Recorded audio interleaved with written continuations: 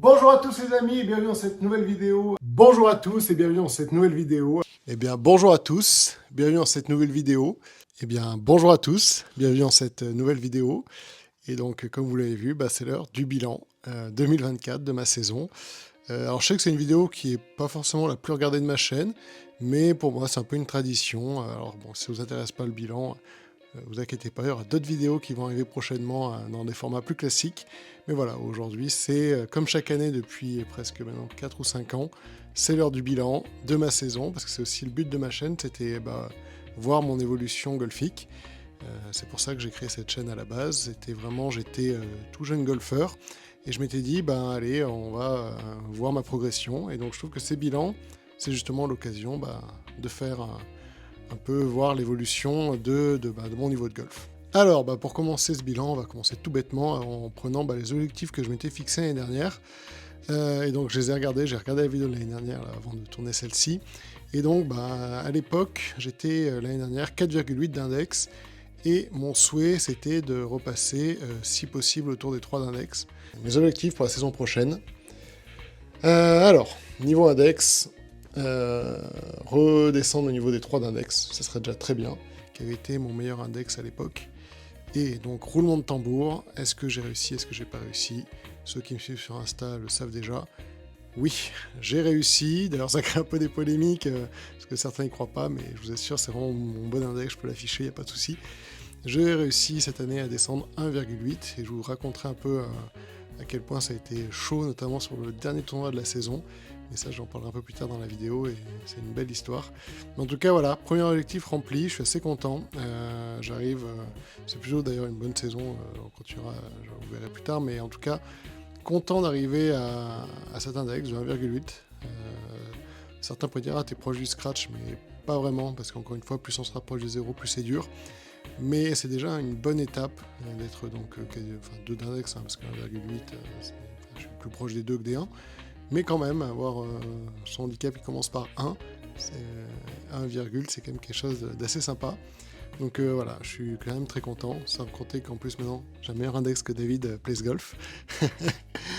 C'est sa petite boutade entre nous, parce que nos index fluctuent là dernièrement, à savoir qui va être devant, mais là, à l'heure où je tourne cette vidéo, je suis devant lui, donc je suis content.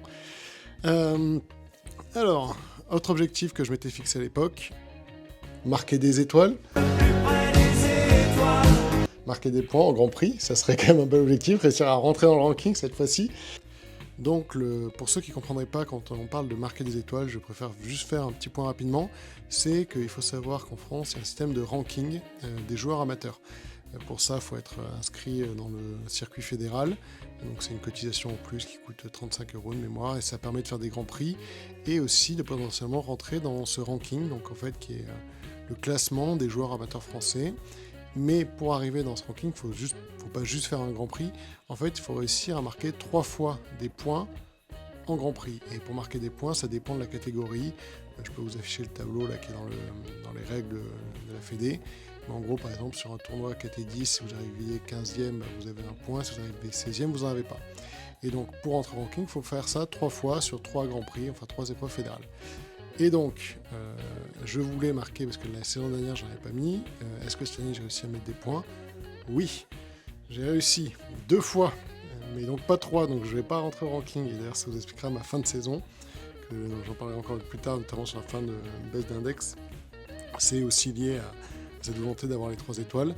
Mais voilà, donc j'ai réussi à marquer des étoiles assez tard dans la saison, notamment en juin au Grand Prix de Seignoz, j'en reparlerai un peu plus tard, et la division régionale qui est une catégorie protégée 7, donc le ranking n'a pas encore été mis à jour, mais vu que je suis arrivé 30e ex aequo, normalement je devrais avoir marqué des points, donc avoir ma 2e étoile, donc il m'en manque plus qu'une, sachant que c'est sur une année, je sais plus comment on dit, mais en gros, si vous voulez, mes points que j'ai marqués en juin cette année sont valables jusqu'en juin l'année prochaine. Donc c'est-à-dire qu'il me suffit de l'année prochaine, en début mars ou avril ou mai, quand les Grands Prix recommenceront de la saison 2025, de marquer une fois des points et je pourrai rentrer dans le ranking à ce moment-là. Donc c'est plutôt une très bonne nouvelle. Je suis assez content, même si j'aurais bien aimé réussir à rentrer dans le ranking cette année parce que j'ai fait une bonne saison. Malgré tout, avec quand même encore une fois quelques ratés qui m'ont coûté cher, mais ça je vais vous en parler maintenant dans cette rubrique Grand Prix et compétition. Alors, cette année, j'ai fait combien de compétitions? Je suis en train de regarder. 24. J'ai fait 24 tours de compétition. Quasiment tous fédérales. J'ai fait que 2 compétitions de club, notamment le championnat du club, qui est ma première compétition de l'année. Je sais pas si vous voyez, il y a Maïko qui... Parce que Maïko est toujours là. Hein. Maïko, viens me voir. Il fait la sieste. Maïko est toujours là, depuis le début de la chaîne. Mon chien est toujours avec nous. Il a bientôt 10 ans, mais il est toujours en forme. J'ai l'impression toujours qu'il est jeune, mais bon. Bref, je divague, je reviens à mon sujet. Donc oui, première compétition de l'année, c'est le championnat du club, championnat du clou qui permet de faire les match play. Et j'avais très très bien commencé la saison, puisque j'avais joué dans le parc. Pour ma toute première compétition, c'était le 9 mars. Les conditions étaient un peu dures, en plus il y avait de la boue, enfin il y avait du vent, il pleuvait. Donc conditions dures, mais j'avais joué 0 en plus en faisant 3 putts au 18, alors j'étais -1, j'aurais pu jouer pour la première fois sous le par en compétition. Mais bon, très content malgré tout d'avoir réussi une bonne première compétition pour bien lancer la saison. Ensuite, premier Grand Prix de l'année, le Grand Prix de Valence-Saint-Didier, où malheureusement j'avais fait un mauvais premier tour, et donc ça n'a pas marqué d'étoile.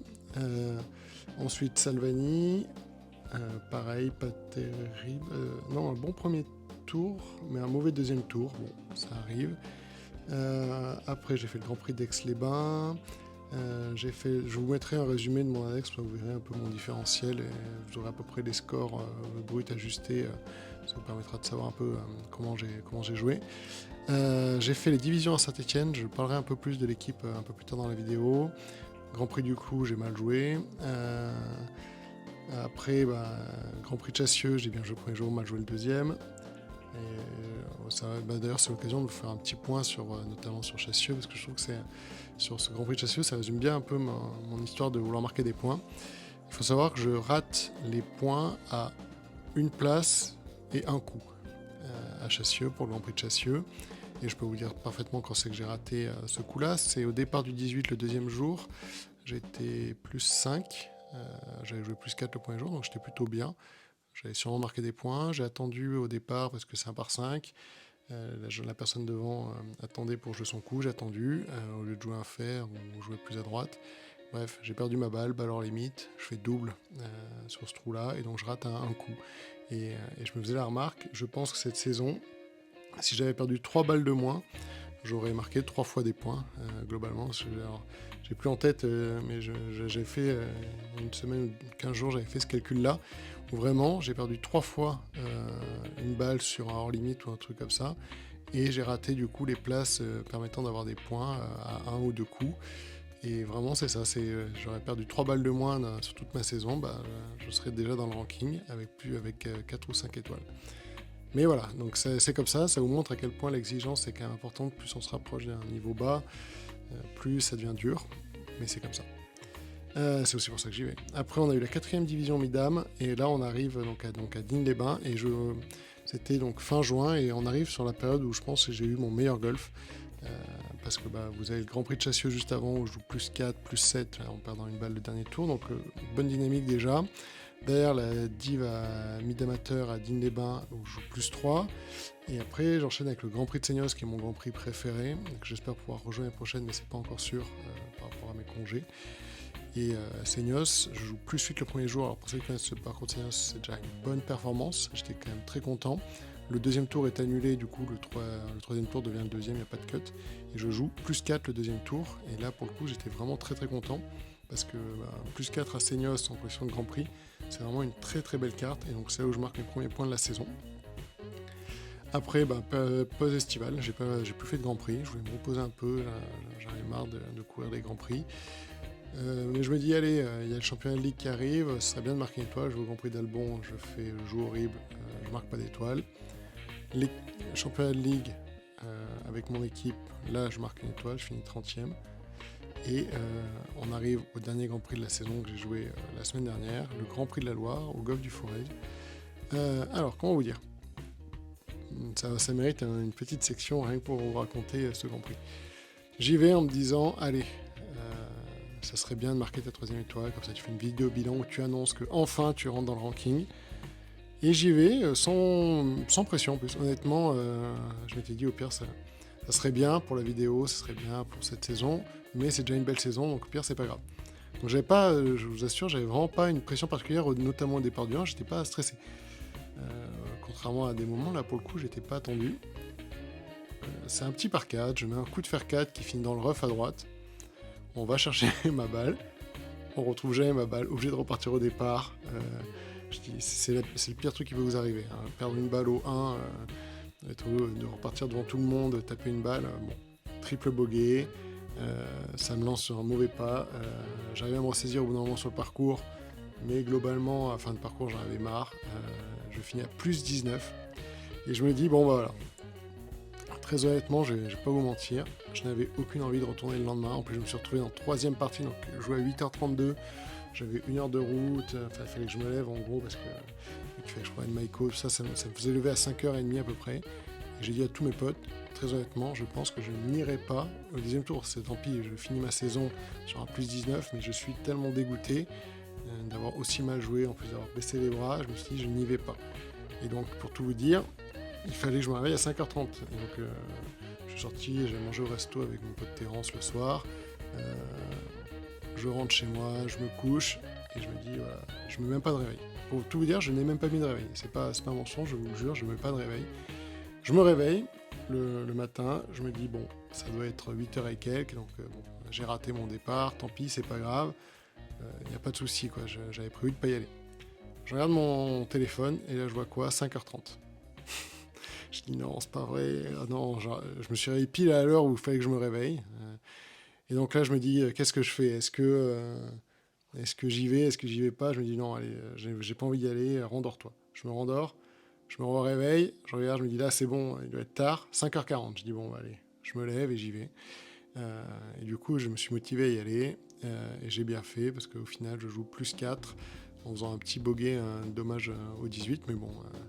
En faisant quand même 4 birdies, je joue moins 3 sur les par 3 sur les 4 par 3, donc un bon striking de fer, quelques petites erreurs qui m'ont coûté des bogeys par-ci par-là, mais vraiment très content du jeu et je finis sur une très bonne note la saison et qui me permet donc de descendre dans l'index à 1,8 parce que du coup il rentre dans mes scores et donc je suis vraiment très content.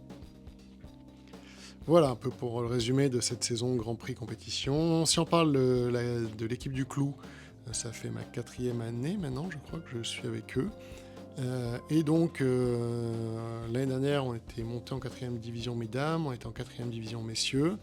Et donc, cette année, on est toujours en première division régionale. Donc, on a joué la 4e division messieurs à Saint-Etienne, où malheureusement, vu que notre capitaine Sacha était blessé le premier jour, on joue mal des strokes. Bref, on se retrouve à jouer contre Saint-Etienne en finale pour la montée. On perd, donc on reste en 4e division malheureusement. Donc l'année prochaine, on rejouera la 4e division. Midam, on était à Digne-les-Bains. On fait un très bon tour de stroke, notamment Nathan, que vous avez déjà vu sur la chaîne. Il joue moins 5 le premier jour. Enfin bref, en faisant un trou en 1 en plus, niveau de jeu incroyable. On roule un peu sur les qualifs. Mais après, par contre, les matchs, on a joué contre le Golf du Superflu, la demi-finale, donc déjà bien accroché. C'était des beaux matchs. J'ai joué en foursome pour la première fois avec Terence. Et on est allé jusqu'au deuxième trou de playoff pour gagner, donc c'était quand même très dur. Et l'autre match est allé jusqu'à 5 ou 6 trous de playoff, enfin bref. On passe en finale et on joue contre Bourbon. Donc bonjour aux amis de la Réunion, parce qu'on a joué contre... Il faut savoir que notre 4e division mid-amateur, on avait des joueurs de la Réunion qui sont venus. Et on a donc joué contre eux la finale pour savoir qui allait monter en 3e division. Ça a été des matchs très accrochés. Moi, ça a été une très belle leçon parce que j'étais 3 ou 4 down après 4. Je crois, oui, c'est ça. 3 down après 4. Ils jouaient moins 3 en face. Et j'ai fait le dos rond. On est arrivé square à un moment. J'ai réussi à revenir square au 11 ou au 12 en faisant un super coup. Enfin bref. À repasser one-up après. Enfin bref. Match incroyable. Finalement, on gagne. Mon match ne finit même pas parce que du coup devant ils ont réussi à finir avant moi. Et au final on monte en 3e division mid-amateur et donc ça c'est une très très bonne nouvelle. C'est un des jeux actifs de la saison donc on est vraiment très content. Et l'année prochaine le niveau va augmenter parce que forcément 3e division ça commence à être un peu plus dur. Mais j'espère qu'on arrivera à monter en 2e. Et championnat de ligue, on finit 4e ou 5e alors qu'on était premier le premier jour. Bref, on joue mal le 2e, ça arrive. Voilà, donc ça c'était pour le petit bilan en équipe. Après, bah, si on va... parce que l'année dernière, j'avais fait aussi un bilan de la chaîne YouTube, parce que c'est aussi pour ça que vous êtes là. Bah, c'est parce que vous regardez YouTube. Et donc, à l'époque, j'avais dit que j'avais sorti 36 vidéos. Alors, je n'ai pas compté, mais je crois que j'aurais dû en sortir un tout petit peu plus cette année. J'avais gagné 1400 abonnés, j'espérais dépasser les 10 000 et on l'a fait. Vous êtes désormais 11 600 à me suivre. Donc merci à tous, j'ai gagné quasiment 2500 abonnés cette année parce que j'ai un peu plus posté, j'ai fait plus de vues aussi. L'année dernière j'ai fait 291 000 vues sur l'année, là je suis à 425 000 vues. Donc voilà, la chaîne YouTube, même si j'ai eu une petite période creuse, on va dire entre mai et juin, j'ai quand même réussi à être assez bien constant dans mes sorties de vidéos et je crois que ça vous plaît, tous ces formats. Donc si vous avez des idées de formats, bah, n'hésitez pas. D'ailleurs, petit aparté pour ceux qui sont venus jusque-là dans la vidéo, vous êtes des vrais et donc là vous méritez cette petite info. Je vais sortir dans les prochaines semaines une petite vidéo FAQ, foire aux questions, où je répondrai à toutes vos questions qui ne sont pas sur mon bilan, ou même je pourrais éclaircir si vous avez des questions. Mais voilà, je sortirai une vidéo dédiée, donc posez vos questions en commentaire et j'y répondrai dans une vidéo dans les prochaines semaines. Je ferai pareil sur Insta, pour ceux qui me suivent sur Insta, je mettrai un petit post en disant si vous avez des questions, n'hésitez pas. Mais voilà, c'était le petit point au milieu. Mais voilà, donc écoutez, la chaîne YouTube marche plutôt bien, je suis assez content. Ça a été assez cool, encore une fois, je suis allé au Pays Basque, j'ai joué avec Matt, on a fait un petit match play, enfin, il y a eu des vidéos qui ont très bien marché, j'ai joué avec Luc, ça m'a vraiment fait plaisir de jouer avec Luc, des tout bros, parce que ça fait presque 2 ans et demi qu'on s'était pas vu et c'était vraiment comme si on s'était jamais quitté, donc c'était vraiment sympa. J'ai ressorti une vidéo sur les règles récemment qui vous a beaucoup plu, donc je réfléchis à d'autres formats un peu sur ce style-là encore. Peut-être, j'avais dit à l'époque, on faire une deuxième vidéo sur les règles, mais c'est la troisième. Je trouve que c'est un format qui vous plaît bien. Même moi, je trouve ça hyper intéressant parce que du coup, maintenant, quand je suis en compétition, quand les gens ont des questions sur les règles, je sens que je les connais beaucoup mieux, je les ai étudiées, parce que vraiment, je travaille mes vidéos sur les règles parce que j'ai pas envie de vous dire de conneries. Et j'espère que ça se ressent. Donc ça marche bien. Les match play aussi, vous aimez bien. J'ai eu beaucoup d'invités en match play de mon équipe. Il y en aura d'autres qui vont arriver. Et donc ouais, vraiment content de l'année YouTube. Ça a bien marché. J'ai l'impression que les commentaires sont plutôt positifs. Également, mon compte Instagram qui a bien marché depuis l'année dernière. Parce que l'année dernière, faut savoir qu'avant mon compte Instagram, c'était quelque chose d'assez classique où je parlais de mes bilans de compétition, de mon swing, etc. Et l'année dernière, à partir de à peu près au moment où j'ai fait le bilan, je me suis dit, en vrai, autant donner un côté un peu plus humoristique à mon compte Instagram. Et depuis, il a plutôt bien marché. Je crois que je dois être à 8000 et quelques abonnés. Donc, si vous ne me suivez pas sur Instagram, que vous avez Instagram, n'hésitez pas à aller voir parce que, encore une fois, le contenu est complètement différent de YouTube. Sur YouTube, même si j'ai quand même un côté, j'essaie d'être un peu rigolo, mais disons que vu que c'est des formats plus longs, j'ai un peu plus de mal. Alors que sur Instagram, vraiment, je me lâche. J'essaie de vraiment être comme je suis dans la vie. Je suis quelqu'un, je pense, d'assez drôle. Enfin, j'espère. Et sur Instagram, j'ai vraiment pas trop de limites sur l'humour. Et ça me fait vraiment beaucoup rire. Et j'ai l'impression que beaucoup de gens apprécient. Donc voilà, n'hésitez pas à aller voir sur Instagram. Qu'est-ce que je pourrais vous dire d'autre? Ah bah oui, on va finir cette vidéo pour préparer la vidéo de bilan de 2025. Quels sont mes objectifs pour 2025? Alors, on va commencer par l'index. J'aimerais bien, mais ça va être très dur, arriver à ce que mon index commence par 0, quelque chose. Même si c'est 0,9, j'aimerais beaucoup. Je ne veux pas encore être scratch, parce que je pense pas que fasse ça. Peut-être, mais ça m'étonnerait. Mais en tout cas, avoir un index à 0, quelque chose, je trouverais ça très stylé. Donc ça, c'est le premier objectif. Deuxième objectif, réussir à marquer cette 3e étoile dans les temps avant fin juin, avant le Grand Prix de Seignos, et que mon étoile sorte, pour enfin réussir à rentrer dans ce ranking. C'est vraiment un de mes objectifs depuis très longtemps maintenant. Ça fait 3 ans que j'ai envie d'entrer dans le ranking. L'année prochaine, il faut que j'y arrive. Donc je vais vraiment me donner pour réussir. Voilà. En termes d'équipe, qu'on monte de division en messieurs et en mi-dames. Donc on monte en 3e messieurs et en 3e mi-dames. Et pour la chaîne YouTube, continuez de vous créer du contenu, essayez de toujours sortir une vidéo par semaine. C'est pas simple toujours, je vous le garantis que des fois, Par exemple, là, il faut savoir que ce mois-ci, mois de novembre, j'aimerais bien poser un peu les clubs, me reposer. Mais je me dis, j'ai quand même envie de vous sortir quand même des vidéos parce que moi, je sais que ça vous plaît, que ça me fait plaisir de voir vos retours. Et puis, c'est aussi quand même quelque chose que j'aime faire. J'aime aller tourner des vidéos avec des potes. Voilà. Donc, je vais essayer de faire en sorte de tourner quelques vidéos. Mais c'est pas facile. Il faut savoir qu'à des moments, j'ai aussi envie de me reposer. Mais il y a aussi un peu la contrainte de temps en temps de la chaîne de quand même devoir sortir des vidéos parce que si vous en sortez pas pendant un moment, YouTube aime pas trop, donc après vous n'êtes plus référencé, donc les gens voient plus vos vidéos. Donc c'est un peu dommage de casser cette dynamique. Donc voilà, c'est l'objectif, continuer de sortir une vidéo à peu près par semaine. Et on va dire, donc là je suis à 11 500 abonnés. Pourquoi pas arriver aux 13 000, on va dire, ou 13 ou 14 000 l'année prochaine, ça serait pas mal. Et puis continuer de vous rencontrer aussi, parce que c'est toujours un bon moment quand des gens viennent me voir, quand je suis sur les practices ou sur les parcours. Ça m'est arrivé à Seignos pendant le Grand Prix. Il y a un des spotters qui vient me voir qui me dit au fait, il y a même 2 spotters différents sur 2 trous différents qui m'ont dit mais je te suis sur YouTube et tout, j'adore tes vidéos. Donc moi je suis concentré dans mon Grand Prix, et je dis ah bah oui c'est vrai, il y a des gens qui me connaissent alors que je les connais pas, et c'est vrai que c'est toujours assez drôle, c'est des interactions assez marrantes. En général on parle golf, on parle de mes vidéos, donc n'hésitez pas quand vous me croisez. En plus maintenant c'est quand même vachement plus facile de me reconnaître, et ça je n'en parlerai pas. Si vous voulez des questions dessus, ça sera dans la FAQ. Je vais pas en parler maintenant, mais disons qu'il y a quand même un détail qui fait que c'est plus facile de me reconnaître par rapport à avant. Il y a un peu moins de doute que ce soit moi. Donc voilà, n'hésitez pas. Et puis écoutez, on se retrouve dans ce format-là pour le bilan 2025, en espérant que tous les objectifs soient atteints. Et puis sinon, on se retrouve dans la prochaine vidéo la semaine prochaine, qui sera dans un autre format, et donc normalement pas dans mon salon.